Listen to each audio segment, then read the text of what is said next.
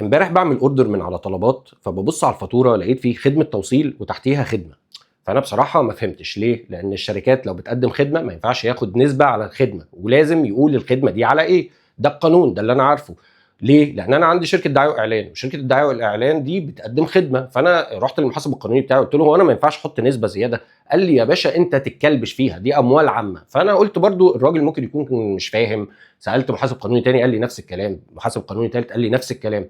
فقلت يمكن انا برضو لسه مش فاهم، اكيد هم عندهم يعني كطلبات حاجه قانونيه عرفوا يحلوا المشكله دي. فانا بصراحه عاوز اعرفها ليه، لان انا خدت سكرين شوت حطيتها على تشات جي بي تي، قلت له بص يا معلم قول لي بقى اذا كان الفاتوره دي كده تمام ولا لا بالنسبه لشركه طلبات. فراح ردد عليا بثلاث مشاكل، انا برضو ما اعرفش اذا كان ده صح ولا غلط، بس هو حاطط لي القانون. اول حاجه في القانون ان انت ما ينفعش تحط نسبه على اسمه ايه ده، على خدمه الا لما توصفها. يعني ايه لما توصفها؟ يعني لازم اقول لك يعني الدليفري تشارج اللي هو خدمه التوصيل اللي هي الرقم 35 جنيه 40 جنيه ايا كان، دي متوصفه لان هي توصيل. الخدمه اللي تحتيها دي مش متوصفه 5%. فلو اعتبرناها ان هي عشان هو عنده سيرفرات وابلكيشن ومش عارف ايه، ما ينفعش تبقى نسبه، لازم تبقى رقم ثابت. ليه؟ لان يا باشا انا لو دخلت عملت اوردر ب 100000 جنيه كده هدفع 5000 جنيه سيرفيس بتاعتك اللي هي 5%، وواحد تاني هيطلب ب 100 جنيه هيدفع 5 جنيه، مع ان احنا الاثنين استخدمنا نفس الاب ونفس السيرفرز ونفس الحاجات وما استخدمناش زياده عن بعض. فما ينفعش ان انت تعملها متغيره. طيب كويس قوي. وما ينفعش كمان تاخد خدمه من حاجه انت ما بتقدمهاش، ده في القانون. هو القانون 118 لسنه 2018 الماده 2 والماده 9. طبعا انا حاطط لكم ده في المصادر لان انا مش بتاع قانون خالص، وممكن يكونوا حلينها بطريقه انا ما اعرفهاش. هو السؤال هنا انا فعليا عاوز اعرف هم عملوها ازاي. اوكي ليه؟ لان انا عاوز اعملها في شركتي، انا عاوز ادخل فلوس زياده. ال 5% دي مش قليله. ليه؟ لان لو بصينا على طلبات جلوبال اوكي في سنه 2023 كانت بتبيع توتال ب 23 مليار درهم. اوكي طيب هو مصر عباره عن قد ايه؟ مصر نقول 15 20%. لو قعدنا نحسب ال 5% دي وسايب لك الحسابات كامله اوكي هتبقى حوالي مليار ونص جنيه مصري سنويا.